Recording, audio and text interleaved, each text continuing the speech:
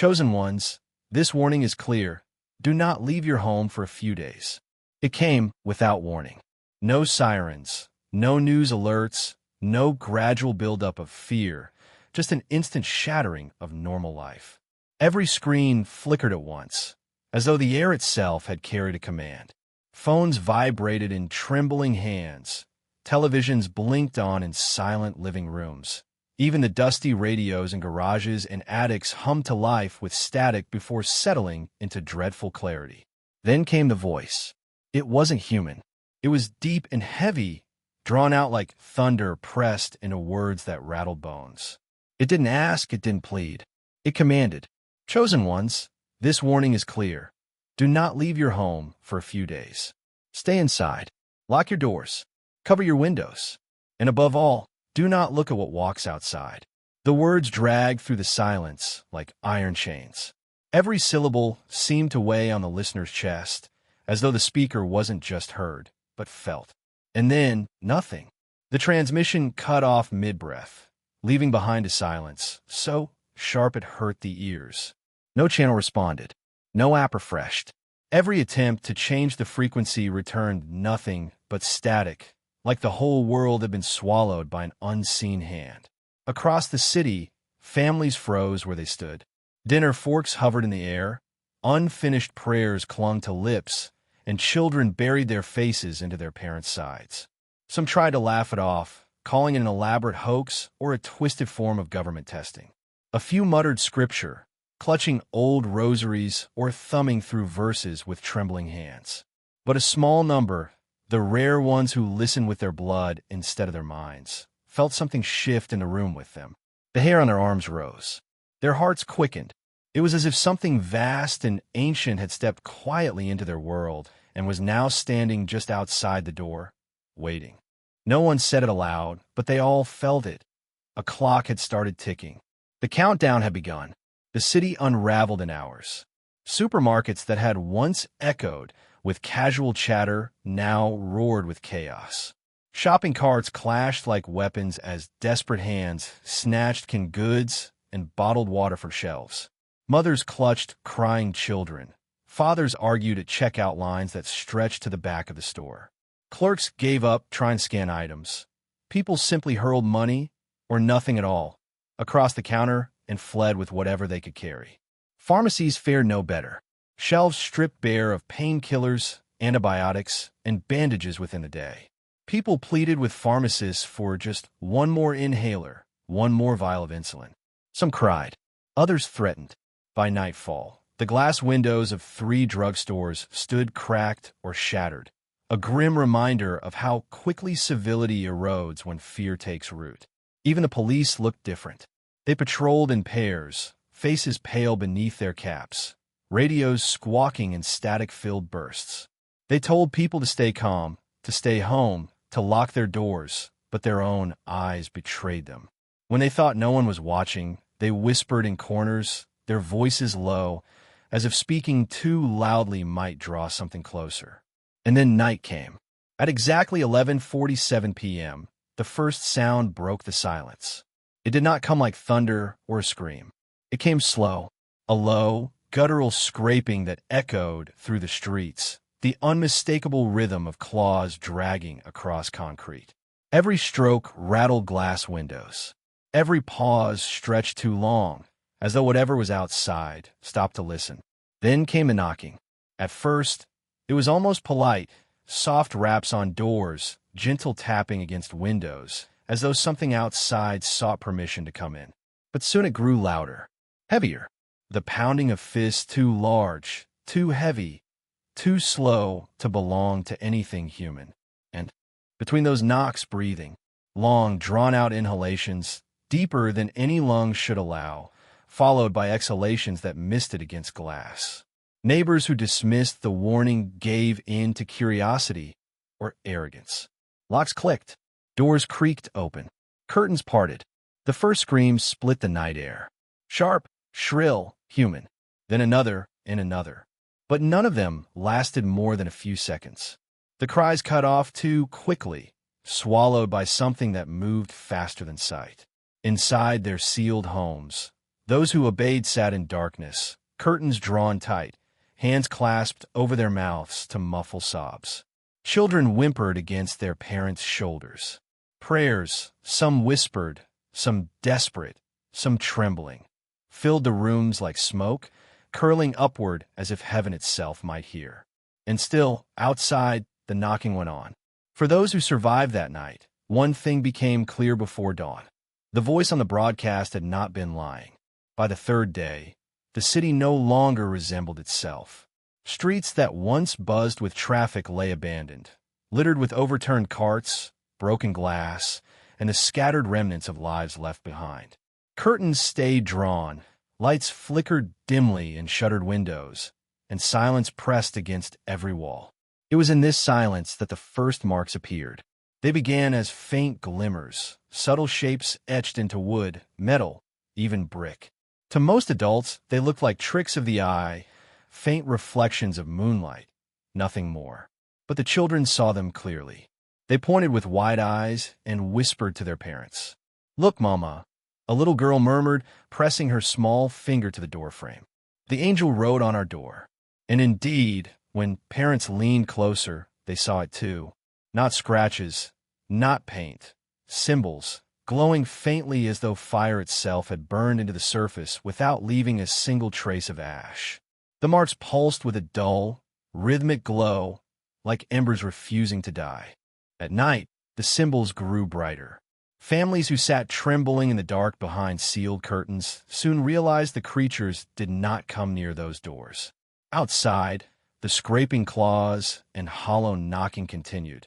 But when they reached a home marked with firelight, they passed it by. Shadows lingered. Breathing pressed close. But none dared cross the threshold. Not everyone had been so fortunate. The families who had mocked the broadcast, who had laughed at the fear, or dared to defy the voice's command. Those homes stood silent now. Empty. Their doors hung ajar, their windows shattered inward, as if something massive had forced its way through. Toys lay abandoned in yards. Dinner plates still sat on tables, half-eaten meals molding in the dark. But no voices, no footsteps, no breath remained inside. Only silence leaked through every crack, heavy and suffocating.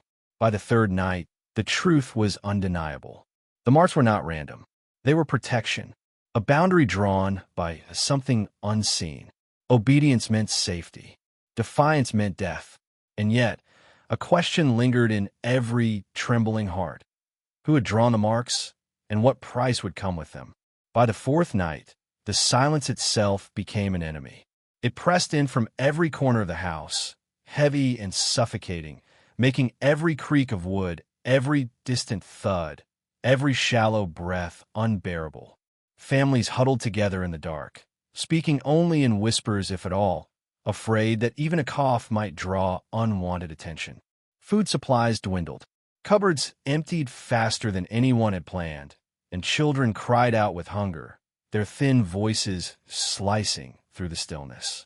Parents tried to soothe them with half-promises and sips of water, but despair clung to the rooms like mold. And outside, the creatures grew bolder. At first, they only scraped the walls and tapped the windows.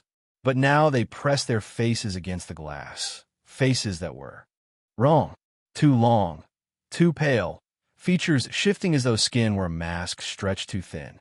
Their mouths moved slowly, forming words that slipped through the cracks in voices that were not their own. "Please let me in. It's cold out here." A woman inside gasped and covered her mouth. It was her sister's voice, her sister who had vanished on the first night. "Son," another whispered, low and trembling, "it's your father. Open the door." A boy whimpered, clutching his mother's arm. His father had died 2 years ago.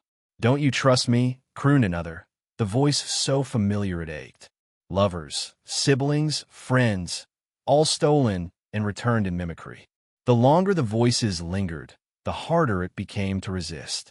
People began to rock back and forth, muttering, clamping their hands over their ears to drown out the words. But the voices crawled under the skin, threading themselves into memory and grief. They knew where to cut deepest. And then it happened. A man across the street snapped. He had been pacing for hours, whispering to himself, shaking his head, as though trying to resist. But when a voice outside called again, soft, pleading, in the exact tone of his late wife, he broke. "Enna," he shouted, rushing to the door. "Enna, I'm here." Before anyone could stop him, the lock clicked, the door swung wide, and darkness poured inside. What stepped over the threshold was not his wife. The sound that followed was indescribable, something between a scream and the tearing of flesh, wet and jagged, punctured by the crunch of bones breaking too quickly. The man's cry was cut short, devoured by a chorus of noises that no human throat could ever make. Across the street, families pressed their hands over their ears, tears spilling as they tried to shut out the sounds. Children buried their faces into their parents' chests. Some prayed. Others only rocked in silence. 09. When the noise finally stopped, nothing remained of the man or his home. The door hung open, swinging lightly in the night air. The window frames dripped with something black, thick, and steaming in the cold. That night, every survivor understood. The creatures did not need to break in. They only needed you to open the door. The true weapon wasn't claws, or teeth, or shadows. The true weapon was temptation. The hours before dawn were the worst.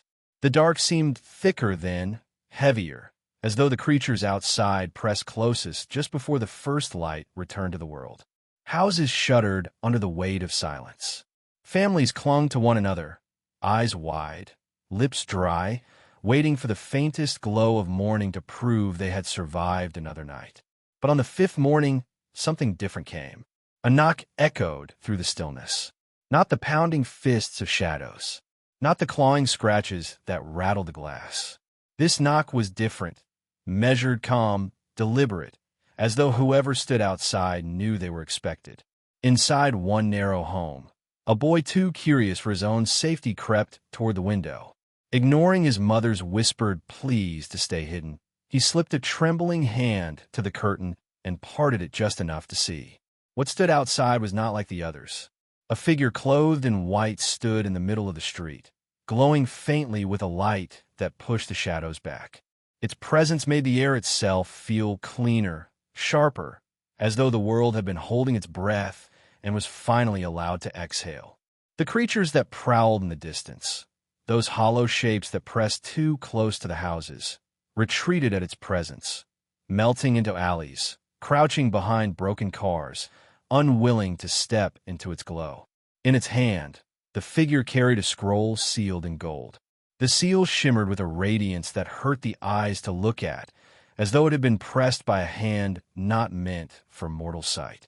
The boy's breath caught in his throat, and then, without moving its lips, the figure spoke. "Hold fast, chosen ones. The days are nearly complete. Do not open your doors until the seventh dawn. Those who endure will see the veil lifted." The voice was not sound, not exactly. It resonated inside the chest, deep and clear, as though each word was etched directly into the bones. It was impossible to misunderstand, impossible to doubt. The figure bent, placed the scroll upon the boy's doorstep, and then, like smoke caught in the wind, it vanished. No trace remained except the faint warmth lingering in the air where it had stood. Inside, the boy's family collapsed into tears, not of fear this time, but something they had almost forgotten: hope. For the first time since the broadcast, light had broken through the suffocating dark. And yet, even as they wept, a new question lingered unspoken in every heart. If there was a messenger, then what, exactly, was the message guarding them against? The sixth night stretched on like an eternity. Time seemed to slow, each minute dragging heavier than the last, as though the world itself resisted the coming dawn. The air outside carried a stench that no one could ignore anymore. It seeped through the cracks in doors and the smallest gaps in windows, coating tongues with bitterness. The smell was like burning metal laced with decay, hot iron left too long in fire, mingled with the sweet rot of death. It clung to walls, to skin, to breath, making families gag as they pressed rags against their faces. The creatures changed as well. Gone were the coaxing whispers, the soft, taunting knocks. They no longer pretended to be familiar voices. Instead, they screamed. Their shrieks split the night like jagged glass, so shrill and violent that people covered their ears until they bled. Outside, shadows hurled themselves against the earth, clawing trenches into the ground with talons that sparked against concrete. Houses trembled under the assault, walls shaking, glass rattling, doors groaning on their hinges as though they might splinter under the weight of something inhuman. And the marks, those strange, burning symbols that had once glowed steadily with silent protection, began to flicker. Their light pulsed weakly, as though straining to hold back the flood pressing against them. The glow dimmed, flared, then dimmed again, like a candle in a storm. Families knelt before their doors, weeping, pressing their hands to the wood, whispering prayers so fast they blurred into one endless chant. Voices cracked, throats burned, yet they did not stop. For if the marks went out, they knew nothing else would stand between them and the darkness waiting outside.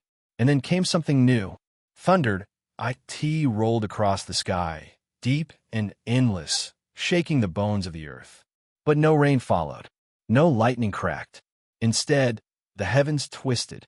Clouds that had hung heavy for days now churned violently, coiling inward like a great whirlpool in the sky. Stars winked out one by one, swallowed by a spiraling void that opened in their place. A darkness deeper than night itself spread, swallowing the heavens, as though the sky had become a gaping mouth. For the first time, the creatures fell silent. They froze mid-scream, claws buried in soil, bodies hunched low. Slowly, unnaturally, they lifted their heads in unison, staring upward at the sky with movements too synchronized to be anything but commanded. Inside their homes, families held each other tighter, their hearts pounding in unison with the rolling thunder above. Children sobbed quietly into their parents' arms. Old men and women closed their eyes, whispering prayers that had not been spoken in decades. Every soul felt it at once, an instinct that bypassed words. The final trial was near. When the seventh night arrived, no sound came. No whispers, no screams. Not even the wind dared move. The silence was more terrifying than the chaos before. Then, at exactly midnight, every door was touched at once.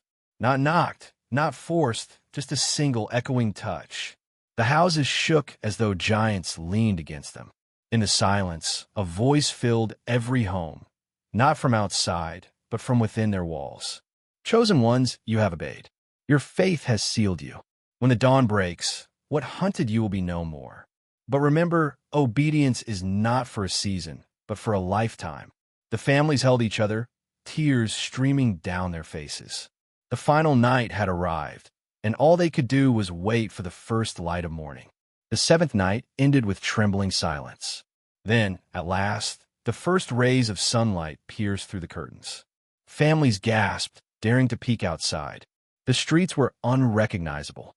Houses of the disobedient stood in ruins, their walls torn open, furniture scattered like bones. The air smelled clean for the first time in days, and the shadows were gone. But in the distance, smoke rose from the heart of the city. A sound like a trumpet echoed across the sky, not of war, but of judgment. The chosen ones stepped outside cautiously, their feet touching the ground as though it had been remade. By midday, the survivors gathered in the open, meeting for the first time since the warning. Their faces were pale but alive, eyes filled with questions. Suddenly, figures in white appeared among them. Messengers, shining like fire yet gentle as doves. Each carried a staff that glowed like crystal. One raised its hand. The days of testing are finished. You remained. You obeyed. But know this, obedience has separated you. You are not like the others. You are marked as chosen. The people looked around. Their numbers were few. Only a fraction of the city had survived. The weight of their survival pressed heavy, both blessing and burden. That evening, as the sun dipped low, the sky split open once more, not with darkness, but with brilliance. A vast river of light poured across the heavens, covering the land. The messengers spoke in one voice. This was not punishment. but preparation. The world you knew has ended. A new one begins. And you, the chosen, will carry the covenant forward. Tears streamed down faces. Some fell to their knees, others raised their hands in worship. They understood now. Their obedience had not just saved their lives. It had set them apart for a destiny greater than themselves. And so, beneath a sky reborn, the chosen one stepped into a future written by the hand of God.